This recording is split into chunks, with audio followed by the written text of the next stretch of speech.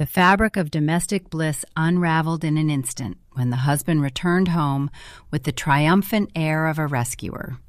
His younger sister, left alone with 2 children, was in dire straits, and he declared he was taking matters into his own hands.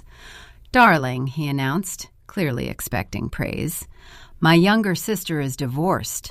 That scoundrel abandoned her with 2 kids. I've already found her an apartment and gave her my entire paycheck." However, his wife's reaction was far from what he anticipated. Hello, dear listeners. I'm delighted to welcome you to my channel. I have an engaging news story for you today. I hope you enjoy it. When Tamara first met Dmitri, she believed she had found her soulmate, a calm, dependable man with a good job as an engineer at a factory. He spoke of family with warmth and of his younger sister with particular tenderness. Mila had grown up without a father, and Dima had always stepped in as the elder brother who made all the decisions. Tamara found this quite touching at the time. They had a modest wedding and rented a 2-bedroom apartment on the outskirts of the city, furnishing it gradually. Tamara worked as an accountant for a small firm, while Dima earned a little more. They weren't wealthy, but they lived a stable life, saving for a down payment on a mortgage. Tamara kept a cherished notebook where she meticulously recorded every thousand they managed to set aside. The numbers grew slowly but steadily. Mila frequently entered their lives, sometimes asking for money for her children's birthdays, other times for school supplies. Dima never refused. At first, Tamara remained silent, considering it none of her business how her husband managed his finances. But when Mila called for the 3rd time in a month to borrow money until payday, Tamara finally remarked, "Dima, perhaps that's enough. Her husband works." "You don't understand," Dima retorted curtly. "They have 2 children. It's difficult for them. We'll have children too, and we'll need money then. We can discuss it when that time comes." Tamara bit her tongue. The numbers in her notebook froze at 230,000. They still needed 370,000 more to reach their goal. After 2 years of strict saving and foregoing vacations, Tamara became pregnant. She was overjoyed, yet simultaneously apprehensive. Maternity leave payments were meager, and they would have to tighten their belts even further. Dima's reaction was subdued, as if she had merely informed him of a new kettle purchase. However, when Mila heard the news, she wept with happiness and immediately requested 5,000 for her eldest son's medication. "His allergies have worsened," Dima explained that evening as he handed Tamara a pharmacy receipt. "I bought everything the doctor prescribed." "And where are we supposed to get money for my vitamins?" Tamara asked wearily. "The vitamins can wait." She didn't argue, but simply opened her notebook and crossed out 5,000 from their savings. The balance was now 225,000. Tamara's labor was uncomplicated, and they named their daughter Ksenia. Dima arrived at the maternity ward with a bouquet of chrysanthemums, kissed his wife's forehead, and mumbled something about finally having a real family. Tamara simply held her daughter close, thinking that everything would now fall into place. They had their own family now, and Dima would prioritize them. But just a month later, Mila called again.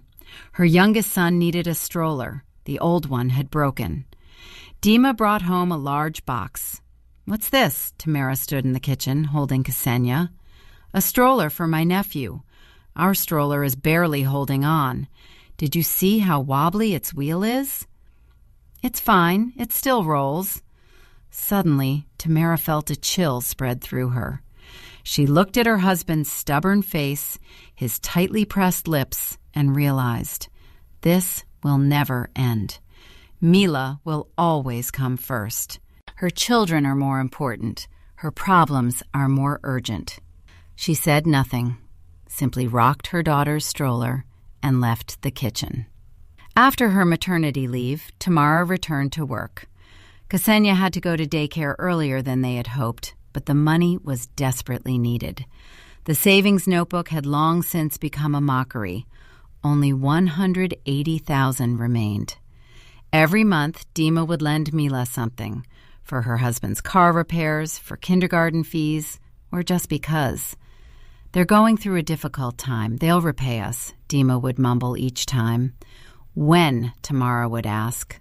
Soon. Soon never arrived. One evening, Tamara logged into her online banking to check their account and was stunned. Instead of $180,000, there were only $90,000. "Dima!" She stood in the bedroom doorway, clutching her phone so tightly her knuckles turned white. "Where's the money?" He didn't even look up from his laptop. "What money?" "The $90,000 from the account, our savings." He finally looked at her, showing no sign of guilt. Mila needed it urgently. Their rent was overdue.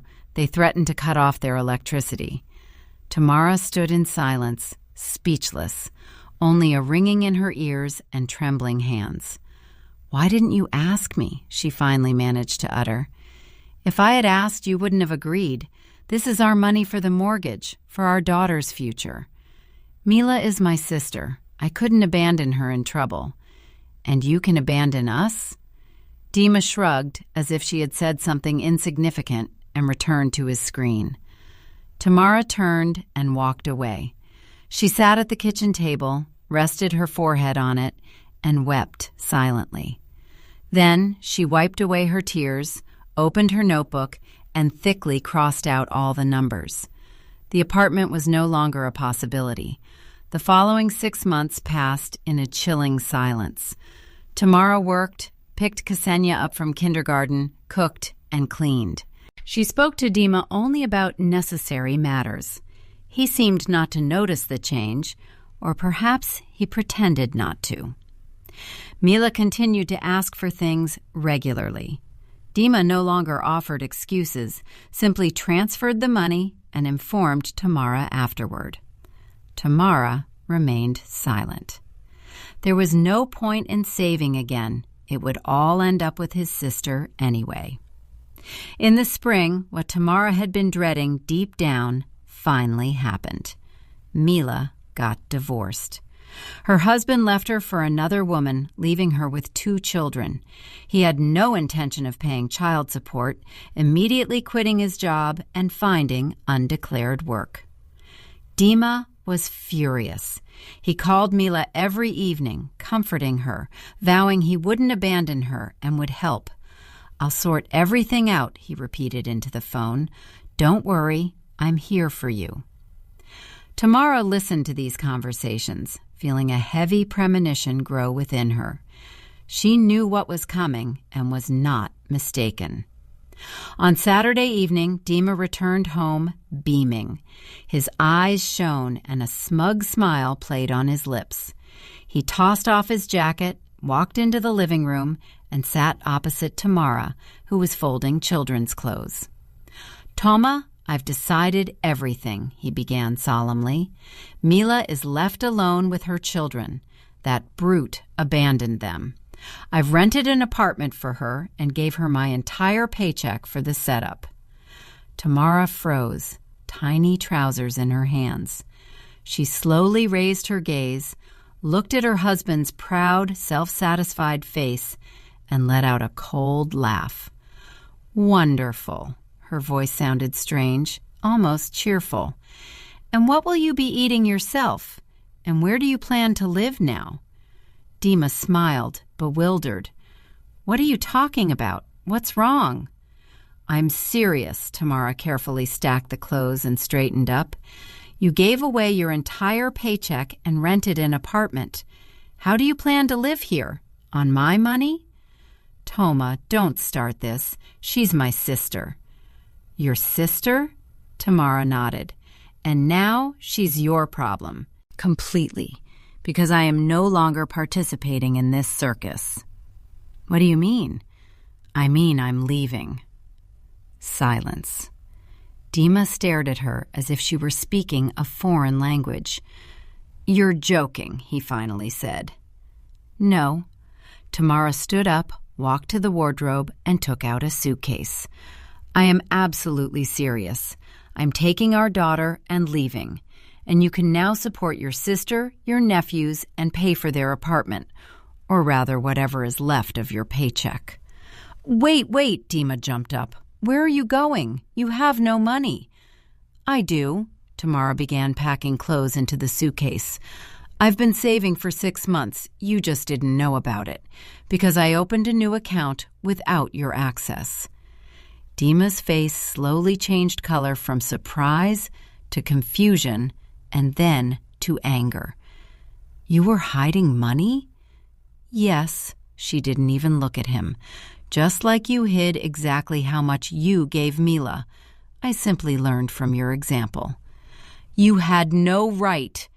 "And you had the right to spend all our savings? You had the right to not even ask if I needed money for our daughter, for food, for clothes?" Dima fidgeted, opening and closing his mouth, unable to find words. "Mila, my sister," he repeated weakly, "and Ksenia, your daughter." Tamara stopped and finally met his eyes. "But you never once chose her in 3 years. You never once told Mila no. You never once thought about us. So now, make your final choice. It's either us and our daughter, or your sister and her nephews. I will no longer wait in line for your attention and money." "Toma, don't be silly." Dima tried to take her hand, but she pulled away. "Where are you going to go?" "To my mother's, until I can rent an apartment." "On what money will you rent it? You can't manage without me." Tamara smirked. Even now, he was convinced she depended on him. "You'll see. And in the meantime, figure out how you'll feed yourself until your next paycheck, which you'll probably give to Mila, too." "I thought you'd understand," Dima mumbled, bewildered. "She's really struggling. It's hard for me, too." Tamara's voice sounded weary. "But you never once thought about that." She closed the suitcase, walked into the nursery, and began packing Ksenia's things. Dima stood in the doorway, pale, and muttered something about her not being able to leave like that they were a family and needed to discuss it. Tamara didn't listen. She packed tiny dresses, tights, and toys, feeling a strange sense of relief, as if shedding a heavy backpack she had been carrying for 3 years. "I'll return the money," Dima suddenly said. "I'll return it all. Mila will manage somehow." "It's too late." Tamara zipped up the child's bag. "I've already decided." "Toma, please, give me a chance." She turned and looked at him for a long moment. This man, who had once seemed her rock, dependable and calm, had turned out to be merely convenient for his sister, who was accustomed to her elder brother solving all her problems. "You had your chance for 3 years," she said quietly. "Every time you chose Mila over us. Every time you said her problems were more important. That's it, Dima. I'm tired of being second in my own family." She walked over to the sleeping Ksenia, gently lifted her into her arms. The little girl sobbed sleepily and buried her nose in her mother's shoulder. Tamara picked up the bags and headed for the exit. "You'll regret this," Dima shouted after her. "It will be even harder for you alone." Tamara turned at the doorway and smiled coldly. "You know what the funniest part is? I've been alone for a long time already. You just never noticed." The door closed quietly behind her. The first few weeks were tough.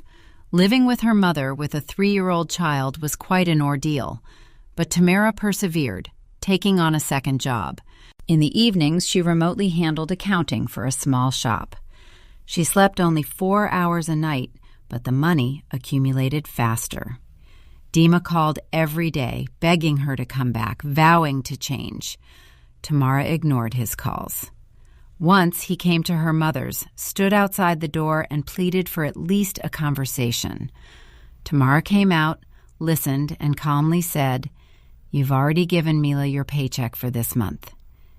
Dima faltered. "Well, she needed it for groceries." "There's your answer." Tamara turned and walked away.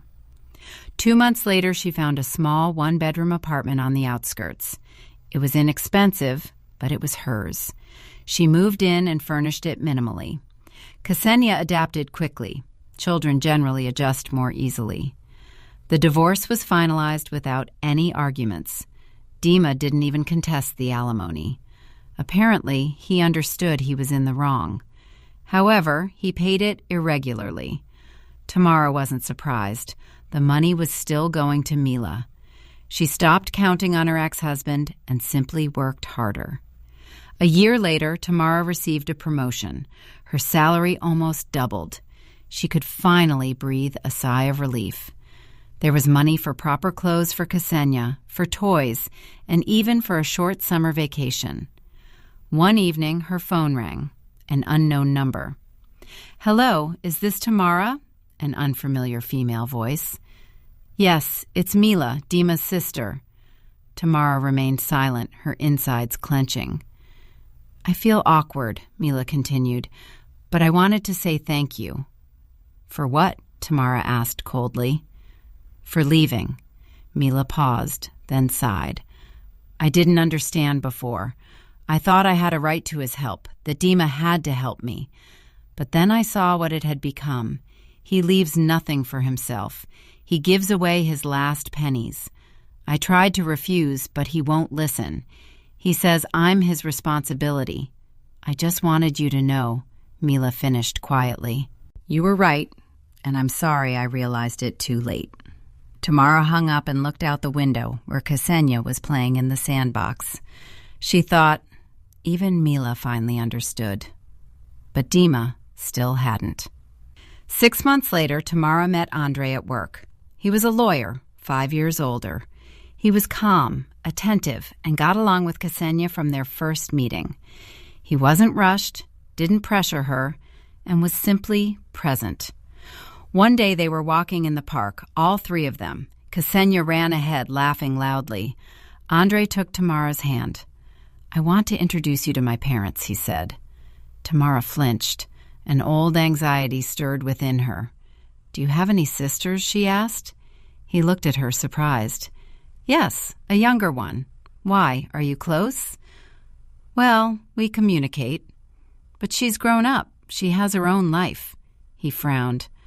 "Toma, what are you talking about?" She paused, then smiled. "Nothing. I just wanted to know." He put his arm around her shoulders. Ksenia ran back, demanding ice cream. Tamara looked at the two of them, at her daughter and this calm man beside her, and for the first time in a long time, she allowed herself to believe that things could be different. In the evening, while Ksenia slept and Andre worked on his laptop, Tamara took out her old notebook. She flipped through the crossed-out pages, smiled, opened a fresh spread, and wrote in neat figures, "Savings start, 227,000. Not 350,000, not a cosmic sum. But it's ours, honest, and most importantly, it's a future no one can take away." Andre came over and peeked over her shoulder. "What's that?" "Our future," Tamara replied. He kissed the top of her head. Tamara closed the notebook and thought, the scariest thing in life isn't being alone, but being with someone who will never choose you first. But that's in the past now.